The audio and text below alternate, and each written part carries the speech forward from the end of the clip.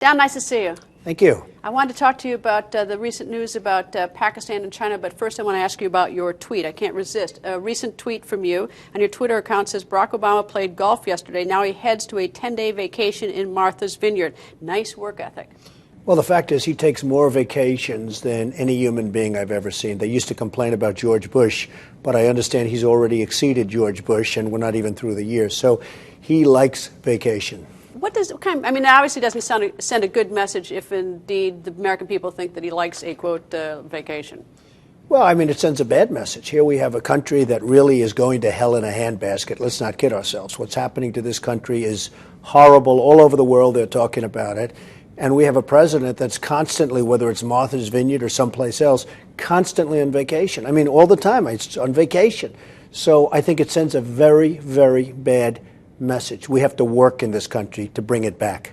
Does he get any credit from you in the fact that right now he's on a tour around 3 states? In Minnesota, he landed today. He's going to Iowa, Illinois to apparently not to lay out a financial plan, but to listen to what people have to say. Well, it's also a fundraising tour, and he's trying to raise funds. In the meantime, he's using a beautiful Boeing 747 as the aircraft the aircraft of choice. And I think it's pretty sad where the taxpayer is paying for his trips to raise money, because really what he's doing is fundraiser. And what he's been doing really quite well is raising funds, although inconceivable that people are putting up money. It's hard to believe that people are actually putting up money to get him reelected. All right, if this is a campaign matter, the American people shouldn't pay for it. If it's official White House business, taxpayers should pay for it. Well, I guess that's different, but basically it's campaign. He's going to campaign and say what a wonderful job he's doing as president. I can't imagine that anybody believes that necessarily, but he's using Air Force One. He's using a Boeing 747, the most expensive plane you can fly, just about. And why isn't his campaign paying for this? Really, why doesn't his campaign pay for a Boeing 747? I think it's very unfair. All right, well, on the trip he's been asked about whether or not, he's given a lot of speeches, but one of the big questions is whether the members of Congress should be called back to Washington. And today he said, this is a quote from one of his speeches, it's time for the games to stop. Some folks were asking me, well, why don't you call Congress back? And I said, I don't think it'll make people feel real encouraged that we have Congress come back and all they're doing is arguing again. Well, I think that's all leadership. They wouldn't be arguing if we had the proper leader, and we should have Congress come back. I also heard him say he wants the Congress to go and talk to their people so when they come back, they know what to say and how the people feel. They know what to say. They don't have to spend a month and a half and 2 months at home with their people. They know already. They know without spending any time. The country needs leadership. We're not getting that leadership from President Obama. Is there anything that he's doing right now about being a leader that you agree with? Well, the only thing I can give him credit for is campaigning. He's a good campaigner. Not a great campaigner, because Hillary almost beat him, frankly, after a big lead. But he's a good campaigner. He's a good fundraiser. And I give him credit for that. As far as leading the country, the country is being led into oblivion. All right, now the other issue that I want to talk to you about, and that's the news breaking over the weekend that when Osama bin Laden was killed on May 2nd, that, of course, we had a disabled stealth helicopter left behind, and now the news that Pakistan let China look at this stealth helicopter and presumably will do reverse engineering, and now they're light years ahead in their technologies from us. Well, it's not hard to believe because, again, it's leadership. We allow countries to take advantage of, whether it's OPEC nations, whether it's China, certainly Pakistan. But you look at Pakistan, we give them hundreds of billions of dollars. They do nothing for us. You look at China, they're ripping us like nobody has ever ripped us before, other than, of course, OPEC. The OPEC nations are really doing a number. So, oil should right now, with this bad economy, be at $30 a barrel. It's at close to 90. It should be at 30. If the free market were there, if these guys didn't sit around a table, oil would right now be at $30 a barrel, which is what it should be. And it will soon be over 90. And by the way, if it goes unchecked, it'll be up to 100 and 110, and here we go again. And part of the problem the country has, every time we start to make a little progress, the OPEC guys sit around a table and they say, they're making a little money. Let's take it from them. So they raise the price of fuel. It's such a big factor. They raise the price of fuel. So we have to do something We need people that know what they're doing. All right, the helicopter, obviously we want our military to get out of there quickly. When the helicopter was disabled on May 2nd, when I don't know if they could have blown it up, I assume that was considered and rejected and they got out of there. Leaving that helicopter, that stealth helicopter behind is something apparently we had to do. But once it's left behind, is there anything in your mind we should have done to prevent the Pakistanis from showing the Chinese? Well, I think we should have had people over there. I think we should have called the head of Pakistan and say, we don't want anyone seeing that helicopter. Too bad. I guess it hit the back. The back hit a wall. It's too bad that happened to too bad it happened. But certainly we should have let Pakistan know that we don't want anyone looking, whether it's them or China. But what's happened, and from a friend of mine who's very good at this stuff, he tells me that we spend billions of dollars on this stealth technology, and China gets it for nothing. It's hard to believe. So Pakistan gave it to China. China, as usual, got it for a bargain price. The United States is the loser, as always. Well, the United States is quoted as saying, quote, we're not happy about it, which I guess is an understatement. I suspect, at least I hope that behind the scenes, that they're doing everything they could to prevent this. But it is... But Greta, if you look at what China's doing, they're making General Electric give their technology. They're making Boeing give their technology. Every time they order something, they want the technology. They want that to be included. If you look at what China's doing to our research and development, it's unbelievable. It's unbelievable. Is this, in your view, a democratic situation, or is this a President Obama situation that you mentioned China and Pakistan taking advantage of us? Well, I think basically it all starts from the top. I mean, Obama has to set the tone, and there's been no tone set. So Pakistan can take advantage of us. And the other day I learned something that was amazing. You look at Afghanistan and you see what's going on over there. China's in there taking their minerals. Nobody knew how much they have in terms of minerals and mineral rights. And China's spending billions of dollars taking their minerals while we're fighting. They're taking the minerals, we're fighting. It's crazy. So what do we do? It's so simple. You need a leader. One thing. What's a leader? Then tell me what a leader is. You need a leader that won't allow the world to take advantage of us. You need a leader that won't let China just continuously rip us off. This year, China was projected to make a $300 billion profit, let's call it profit, on the United States. The numbers turn out to be much lower. It's going to be a much higher number. In other words, that $300 million was a low estimate. It's going to be much higher. So China's going to make $300 to $500 billion on us, manufacture our goods, and take our jobs. And we have nobody to even talk to them. So what do we do? Greta, what do we do? What do we do? I mean, it's like, well, I'll tell you what you don't do. You don't give a beautiful state dinner for the president of China a number of months ago when he came to this country. You don't do that. You don't treat him like he's a wonderful, long-lost hero.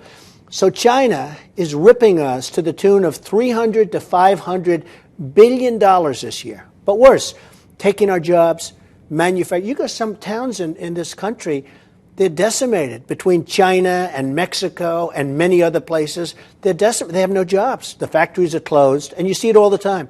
You see it on television all the time. The towns are closed. There's nothing happening. They move to other countries. They move to other countries. And this administration does nothing about it. And by the way, what do you want China doesn't play fair. They manipulate their currency so that it's almost impossible to compete. And I order from China, not because I want to, I hate doing it, but because the manipulation of the currency makes it prohibitive for American companies to compete with Chinese companies. And we do nothing about it. All right, I'll put you in the Oval Office, hypothetically, right now. What are you going to do about China today, right now? I would immediately tax Chinese products 25% because that's the number. And actually, that's low. It should be a 41% tax.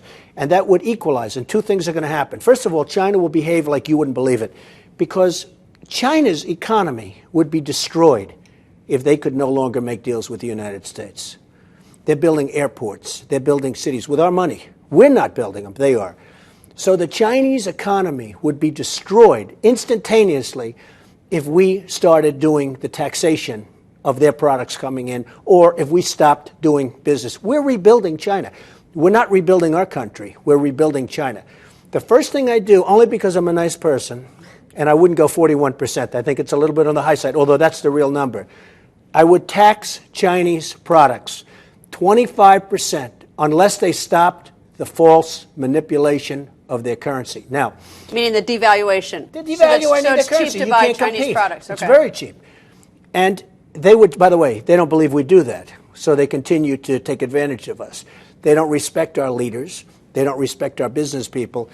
China is a problem that this country better deal with very quickly.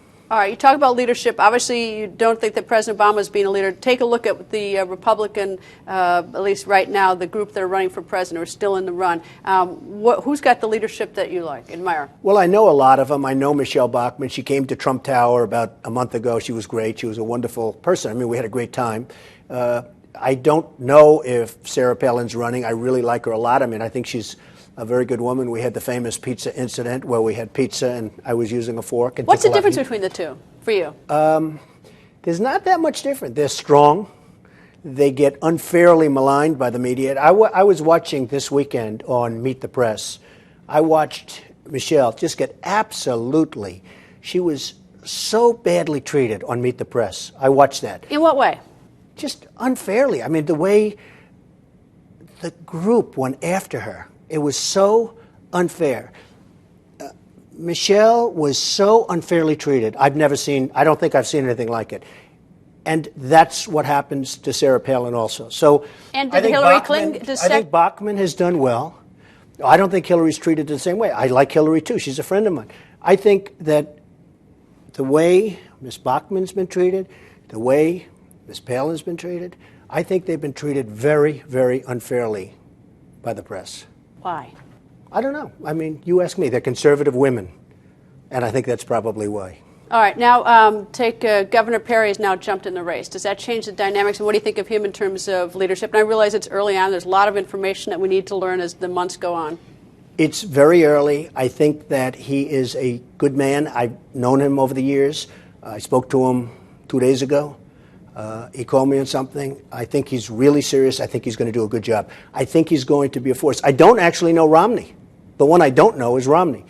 But I think that Perry's going to do a good job. How come you don't know Romney? I mean, I don't know. He never calls. You're both big businessmen. Honestly, he's the only one that doesn't call. Never call? I spoke to him years ago, but I never, hey, Sarah Palin calls. Michelle Bachmann calls. Romney doesn't call. So that's okay. What does that mean? Well, that means probably he doesn't like me or I shouldn't like him. I don't know. It's not about that. It's really about replacing Obama. It really is about replacing Obama. You have to get something. This country is going to be in trouble like it's never been before. It already is. You need great leadership. You need somebody that's going to stop the constant ripoff of the United States. We can't afford this anymore. The world is ripping us off. I think the biggest single problem that we have is that the world, from a business standpoint, is ripping us off. We're like patsies. We're like the big bully that gets beat up. The world is taking advantage of the United States. Countries like Colombia made $4 billion last year against the United States. Now they want a new trade pact where they make more. And we have these characters negotiating. I don't know, do they know anything about it? We have some of the greatest businessmen in the world. In my opinion, the greatest. If we'd put individual, incredible people, of which I know 25, I know the 25 best. I could give you a list. And if we took our great business leaders and put them in charge of China, one, somebody else in charge of Japan, you look at what's going on. Of course, Japan now has their own problems. But you look at India, where the outsourcing, you call up American Express, you want to find out about your credit card. It's very possible you're talking to somebody from India.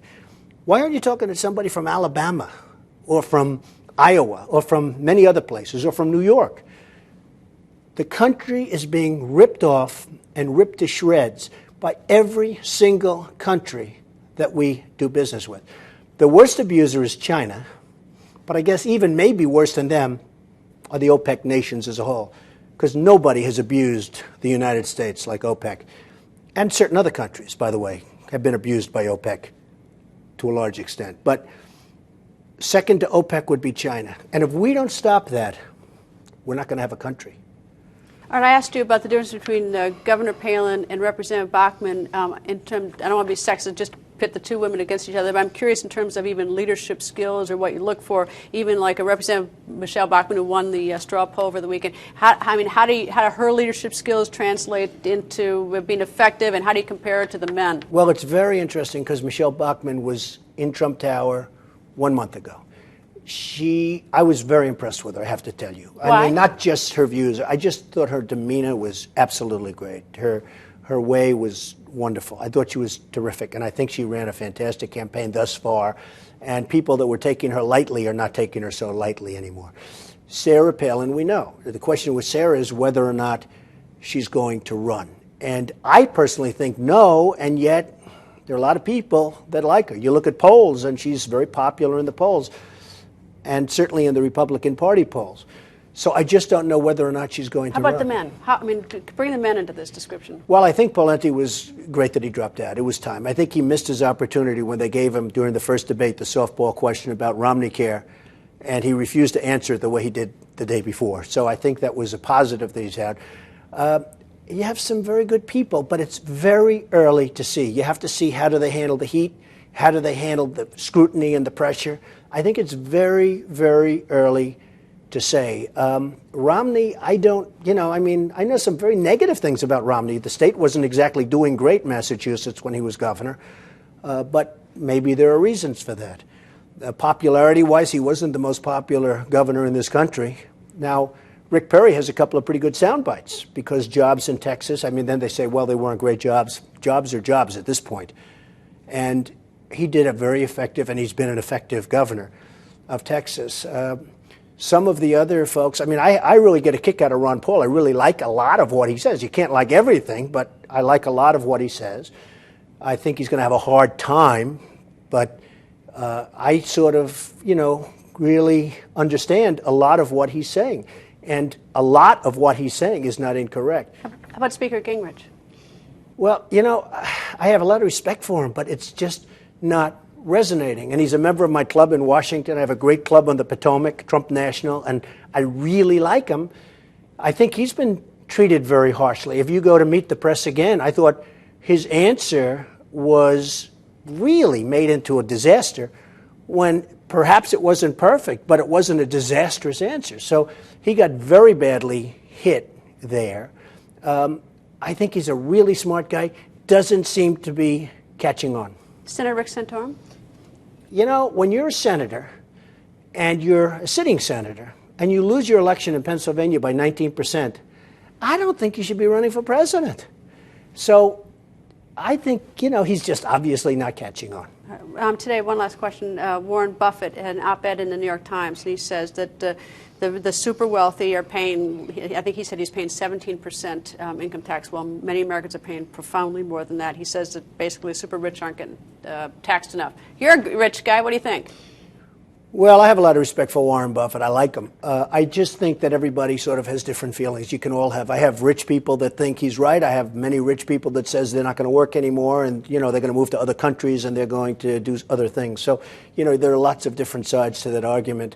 I do think this: when ExxonMobil, which is this monster company making a fortune, and in cahoots, there's no question about it in my mind, with OPEC, which is again our number one abuser. When ExxonMobil is paying very little tax, which they are, and when ExxonMobil and the other oil companies are being subsidized by the United States government, I think that's ridiculous. How does that happen? Because, I don't know anyone who thinks that a rich company, rich or poor people, nobody thinks that a rich company should be paying no taxes. To think that if Exxon had to pay some tax, they would stop looking for oil is ridiculous. But when you think of it, many of those companies, and I'm not just blaming Exxon, but many of those companies are in cahoots with OPEC. That's how OPEC gets rid of their oil. And to think that we're subsidizing some of the biggest oil companies in the world and giving them money, actually, in addition to paying low tax, I think they should be paying a lot of tax. I said one last question, but I do have one more. It was reported in the last couple of days that the unemployment rate for teens in the District of Columbia is north of 50%.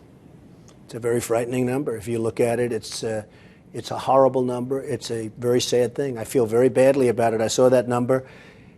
This country, look, all of our problems can be solved with a great economy. If we can get this economy roaring again, which it should be, if we can get the world to stop taking advantage of us, which they are, if we can get fuel down to $30 as opposed to 90 and 100, and it'll be 150 because we have nobody talking, if we can get this country going again and the economy really good again, all of a sudden Medicare and Medicaid and Social Security, people aren't even going to be discussing it anymore. They'll be solid as a rock. That's what we have to be doing. But we have to get the world from ripping us off. They are just ripping us, Greta. And unless we get them to stop, and it's real easy to do it, unless we get them to stop, we can never have a great country again. All right, assume we did how do you inspire the teens who are sitting around and don't have the jobs and might feel quite discouraged? Well, all of a sudden you'll have jobs. Because will they be inspired? Well, I hope so. I mean, that's the other thing about a president. One thing I thought about Obama, and I was all for him. When he got elected, he won. I want him to be a great president. I want him to be the greatest president. And one thing I thought about him when he got elected was that he would be an inspirational president. He'd be a cheerleader for the country. He's really not. He's really turned out to be the opposite. I thought that the one thing he really had was he'd be a great cheerleader. He's not a great cheerleader. If anything, he's a negative person. He talks about the Republicans and the Democrats, and it's Congress's fault, and it's everybody's fault but his own. He's a negative person. And I really thought he was going to be totally inspirational. He's not. Donald, thank you. Nice to see you. Thank you very much.